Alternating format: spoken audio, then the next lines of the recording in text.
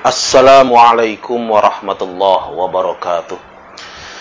Bismillah, alhamdulillah, wassalatu wassalamu ala rasulillah sayyidina wa maulana Muhammad ibn Abdillah wa ala alihi wa sahbihi wa man tabi'ahu wa mawalah, amma ba'dah. Teman-teman yang dirahmati Allah subhanahu wa ta'ala, alhamdulillah kita bisa ketemu lagi di kajian rutin kita dalam rangka membaca kitab Al-Adhkar An-Nawawi. Semoga bisa istiqomah dan manfaat untuk kita semua, amin ya rabbal alamin. Untuk pertemuan pada kali ini, insya Allah kita akan membahas tentang berzikir bagi orang yang berhadas, yang tidak suci karena hadas, dan membaca Al-Quran bagi orang yang junub, yang haid maupun yang nifas. Bagaimana nanti hukumnya dan perinciannya seperti apa. Untuk kitab saya, cetakan Darul Fikr, halaman 8, baris paling atas. Bismillahirrahmanirrahim. Qala al-muallif rahimahullahu ta'ala wa nafa'anallahu bihi wa bi'ulumihi fid dharaini amin. Faslun, fasal, pembahasan. Ajma'al ulama'u ala jawazi dzikri fil qalbi wal lisani lil muhtithi wal junubi wal haidhi wan nufasa. Para ulama sepakat, ijma', atas kebolehannya berzikir baik dengan qalb, dengan hati maupun dengan lisan bagi orang yang berhadas, maksudnya hadas kecil, maupun orang yang junub, yang haid, dan orang yang nifas. Boleh hukumnya berzikir baik hati maupun lisan dalam keadaan seperti itu. Wadzalika fit tasbihi wat tahmidi wat tahlili wat takbir was salati ala Rasulillah sallallahu alaihi wasallam wa du'a'i wa ghairi dzalik. Hal tersebut seperti zikir dengan tasbih, tahmid, tahlil, takbir, sholawat kepada Nabi Muhammad sallallahu alaihi wasallam, berdoa dan selainnya. Walakin qiraatul Quran haramun al junubi wal haid wan nufasai. Ini baru masalah ini. Akan tetapi dalam hal membaca Al-Qur'an hukumnya haram bagi orang yang junub, yang haid maupun yang nifas. Sawaun qira'a qalilan aw katsiran, baik dia membaca sedikit maupun banyak, haram. Sedikit haram, apalagi banyak. Hatta ba'da ayat, sehingga sebagian ayat pun tetap haram. Nih, kalau berzikir, maka baik yang berhadas kecil, junub, haid, nifas, boleh semuanya. Seperti tasbih, tahlil, takbir, tahmid, sholawat, doa, dan semisalnya. Akan tetapi kalau membaca Al-Quran, maksudnya membaca di sini adalah melafalkan Al-Quran, maka bagi orang yang junub, haid, dan nifas hukumnya haram. Sedikit maupun banyak tetap haram. Bahkan sebagian ayat pun nggak lengkap satu ayat, tetap hukumnya haram. Titik. Nah, ini ada lagi lanjutan, tetapi beda hal. Wa yajuzu lahum ijra'ul Qur'an 'alal qalbi min ghairi lafdhin. Bagi mereka, orang yang haid, nifas maupun junub, boleh ijra' itu apa ya? Kalau istilah orang Jawa itu membatin, membaca Al-Quran di hati lah. Di hati, membaca Al-Quran di hati, tanpa melafalkan lewat lisan. Hukumnya boleh. Wa kadzalika an-nadhru fil mushaf. Begitupun boleh bagi mereka, orang yang junub, haid, dan nifas, memandang mushaf. Mushaf itu tulisan Al-Quran yang ada di satu media yang bisa diraba. Seperti Al-Quran yang biasa kita baca, yang berbentuk buku itu namanya mushaf. Memandang mushaf boleh. Wa imraruhu 'alal qalb, dan apa tuh? Kalau orang Jawa kerentek, ya samalah. Sekilas melalui hati boleh. Qala ashabuna, berfatwa para ulama Asy-Syafi'i. Imam Nawawi, penulis kitab Al-Adhkar ini, beliau bermadhab Syafi'i dalam hal fikih. Karena itu ketika beliau mengatakan ashabuna, yang dimaksud adalah ulama-ulama Asy-Syafi'i. Wa yajuzu lil junubi wal haidhi ay yaqula 'indal musibah inna lillahi wa inna ilaihi raji'un. Wa 'inda rukubi dabah subhanalladzi sakhkhara lana hadza wa ma kunna lahu muqrinin. Wa 'inda du'a rabbana atina fid dunya hasanah wa fil akhirati hasanah wa qina 'adzabannar. Ulama Syafi'iyah berfatwa bahwa bagi orang yang junub dan orang yang haid, ketika mereka tertimpa musibah, mereka boleh mengatakan inna lillahi wa inna ilaihi raji'un. Ketika mereka mau menaiki kendaraan, mereka boleh membaca doa subhanalladzi sakhkhara lana hadza wa ma kunna lahu muqrinin. Ketika mereka doa boleh membaca Rabbana atina fid dunya hasanah wa fil akhirati hasanah wa qina adzabannar. Tetapi garis bawah nih, tetapi idza lam yaqsuda bihil Quran, ketika mereka tidak memaksud atau tidak berniat apa yang mereka baca itu adalah Al-Qur'an. Nah,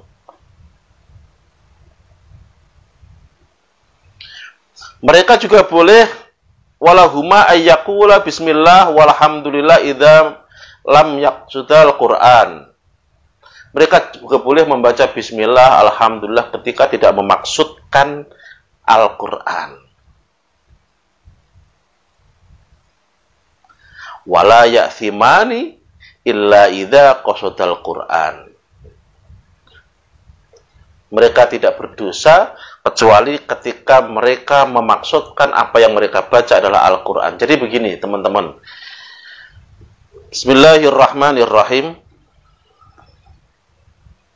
Orang yang junub dan orang yang haid, ini tadi di atas kan disebutkan bahwa mereka tidak boleh melafalkan Al-Quran. Sedikit maupun banyak. Bahkan sebagian ayat pun nggak boleh. Clear. Nah, tetapi ketika ada ayat-ayat yang biasa dipakai di luar Al-Quran, seperti inna lillahi wa inna ilaihi raji'un, itu ayat-ayat itu ada di dalam Al-Quran, itu bagian dari ayat, akan tetapi biasa dipakai juga untuk di luar Al-Quran, yaitu bagi orang yang biasa ketimpa musibah, biasanya langsung berzikir inna lillahi wa inna ilaihi raji'un. Ada lagi subhanalladzi sakhkhara lana hadza wa ma kunna lahu muqrinin. Ini biasa dipakai zikir atau kalau anak-anak kita bilangnya doa bagi orang-orang yang mau menaiki kendaraan. Tetapi ini juga ada di dalam Al-Qur'an. Nah, nih.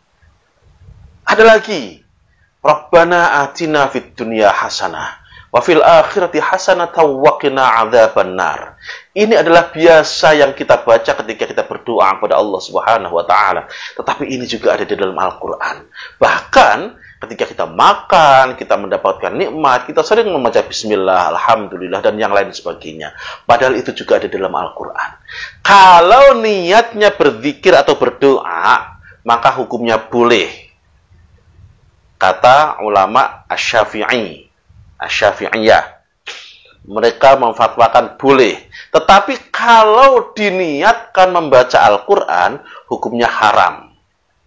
Kita ulangi lagi. Kalau niatnya zikir, hukumnya boleh. Tetapi kalau niatnya membaca Al-Quran, maka hukumnya haram. Titik. Sekarang kita membahas tentang hal lain yang masih berkaitan. Wa idza lam yajid ma'a tayammama wa jaza lahumal qira'ah. Fa in ahdatsa ba'da dzalika lam tahrum alaihil qira'ah kama law ightasala tsumma ahdatsa.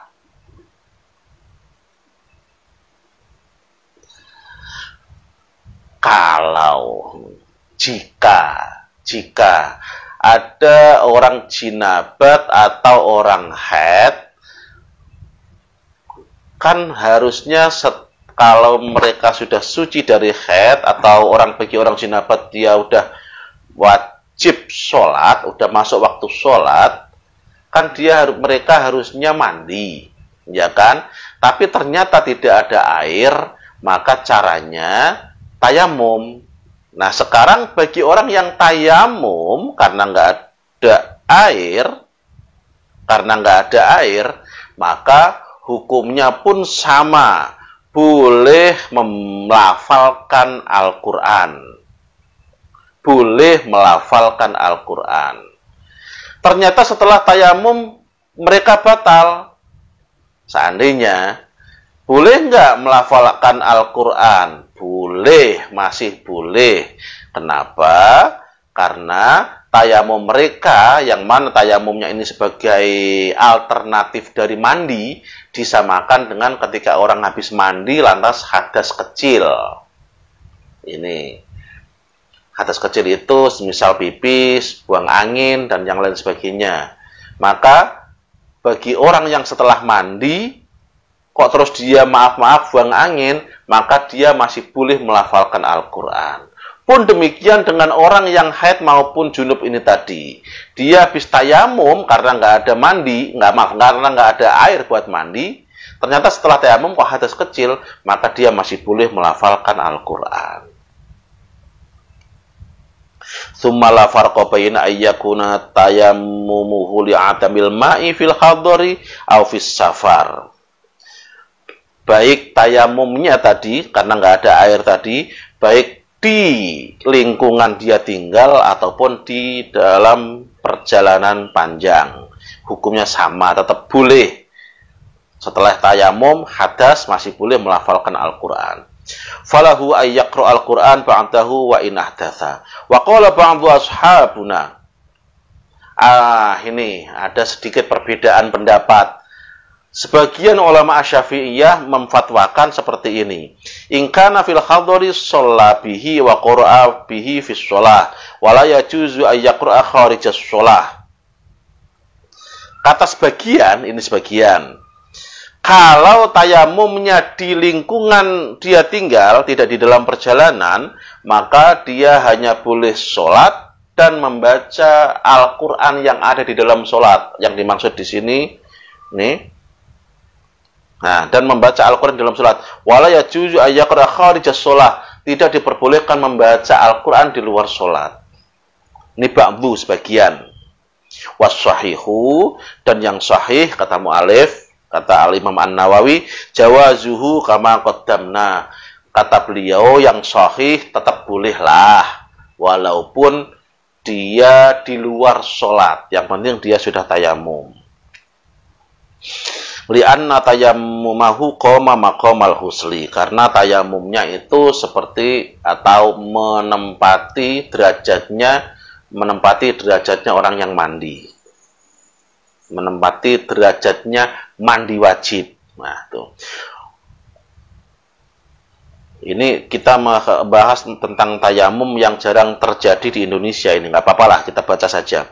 Walau tayammamal junubu thumma ra'a ma'an yalzamuhu isti'maluhu fa innahu yahrumu alaihi al-qira'ah wa jami'u ma yahrumu 'alal junubi hatta yaghtasila. Kalau seandainya orang yang junub tayamum lantas dia melihat air, maka dia wajib menggunakan air untuk mandi. Fa innahu yahrumu 'alal qira'ah wa jami'u ma yahrumu 'alal junubi hatta yaghtasila. Dia nggak boleh membaca Al-Quran, nggak boleh melakukan hal-hal yang dilarang bagi orang yang junub, kecuali dia sudah mandi. Walau tayammama wa shalla wa qara'a thumma arada tayammuma li khatin aw li fariidatin ukhra aw li ghairi dzalika lam tahrum 'alaihi al-qira'ah. Intaha. Hadza huwal madhhabus shahih al-mukhtar. Inilah pendapat yang sahih yang dipilih dalam madhab asy-Syafi'i. Wa fihi wajhun li ba'dhi ashabina annahu yahrumu wa huwa dhaif. Memang ada pendapat yang mengharamkan, tapi pendapat tersebut tergolong dhaif. Nah, ini tentang masalah yang tadilah. Sedikit saya simpulkan kecil, yaitu jika seseorang yang junub sedang bertayamum, nih, kemudian mendapatkan air, maka dia wajib menggunakan air buat mandi. Kan begitu. Diharamkan kepadanya baginya membaca Al-Quran dan juga haram melakukan hal-hal yang haram bagi orang yang junub sebelum dia mandi. Jika seorang yang bertayamum itu sholat dan membaca Al-Quran, kemudian berhadas, lalu tayamum lagi, atau karena Anda mengerjakan kewajiban atau lainnya, tidak haram baginya membaca Al-Quran. Ini pendapat yang sahih di dalam madhab Syafi'i. Walaupun ada pendapat yang mengharamkan. Begitu maksudnya. Udahlah, ini kurang berlaku di negara kita kalau yang ini. Amma idza lam yajidil junubu ma'an wala turaban fa innahu yusalli li hurmatil waqti ala hasbi halihi. Apabila seorang yang junub tidak mendapatkan air dan juga tidak mendapatkan debu, maka dia sholat li hurmatil waqti. Nih, sekedar kemampuannya. Sholat li hurmatil waqti itu apa? Sholat li hurmatil waqti itu jadi begini, teman-teman. Ini agak nggak apa-apa kali ini saya bahas. Jadi begini, kalau ada orang yang junub, dia tidak mendapatkan air dan tidak mendapatkan debu untuk tayamum, tidak mendapatkan air untuk mandi dan tidak mendapatkan debu untuk tayamum, maka dia sholatnya itu sholat li hurmatil waqti. Sholat li hurmatil waqti itu sholat seperti biasa, akan tetapi nanti ketika keadaan sudah normal, dalam hal ini berarti ketika dia sudah mendapatkan air atau dia sudah mendapatkan debu untuk tayamum, nanti dia qadha. Tuh, sholat li hurmatil waqti. Ini bisa disamakan dengan hal-hal yang lain nantinya.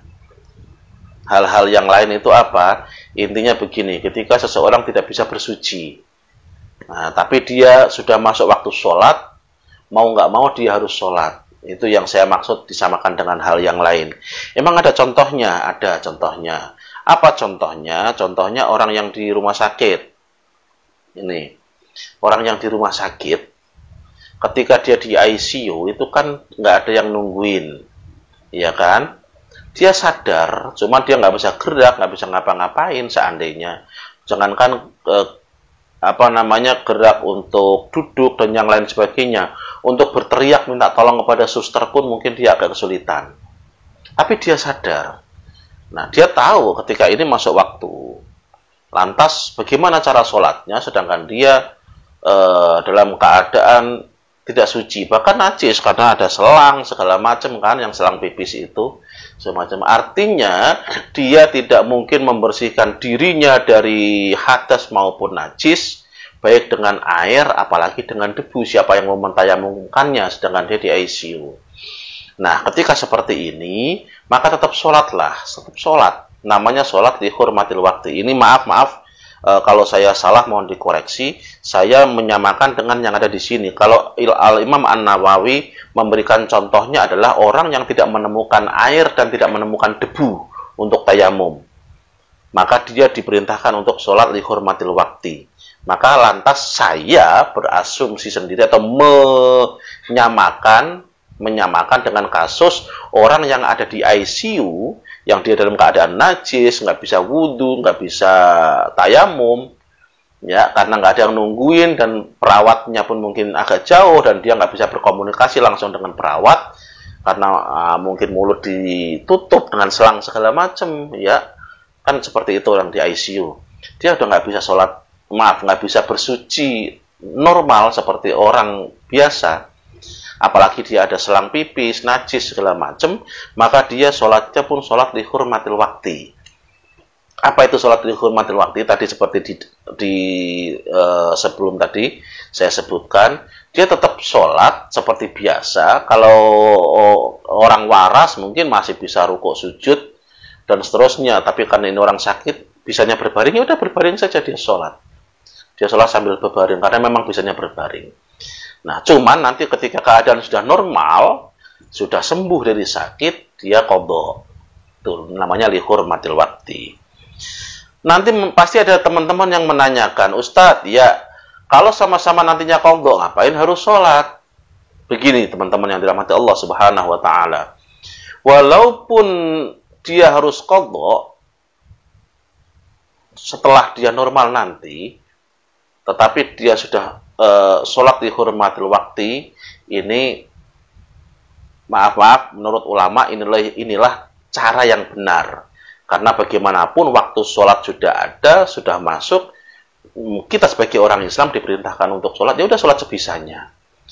Hikmahnya apa? Hikmahnya kalau seandainya dia maaf saya kasih contoh yang di ICU tadi, dia belum sembuh atau belum keluar dari ICU kok tiba-tiba meninggal, maka secara lahiriah dia tidak dihitung berhutang sholat karena dia sudah sholat dan sholatnya semampu dia.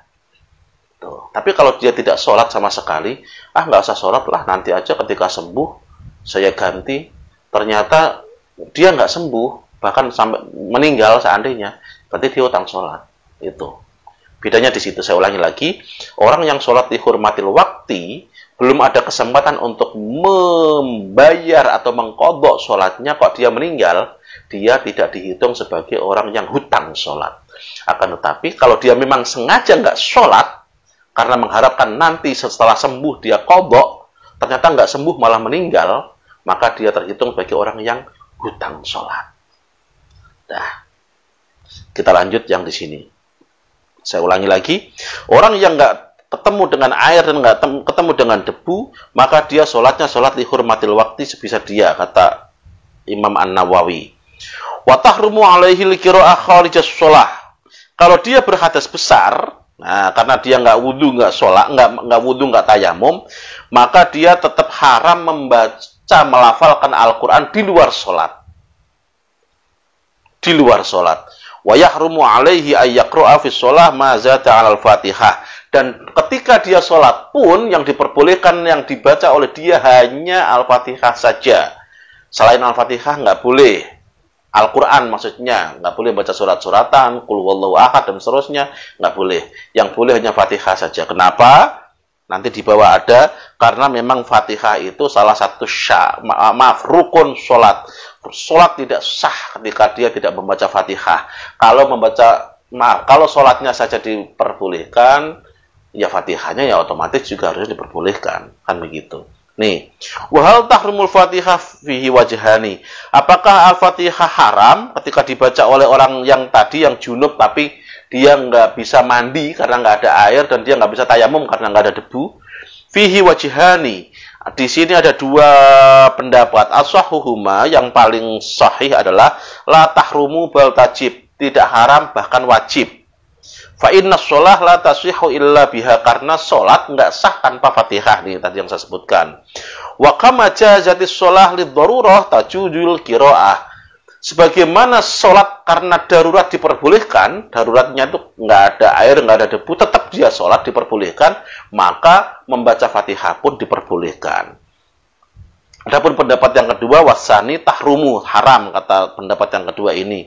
Bal ya'ti bil adhkari lati ya'ti biha, nih, ila akhirih. Jadi intinya begini, pendapat yang kedua haram, akan tetapi dia nanti membaca zikir-zikir yang kira-kira panjangnya sama dengan membaca Al-Fatihah.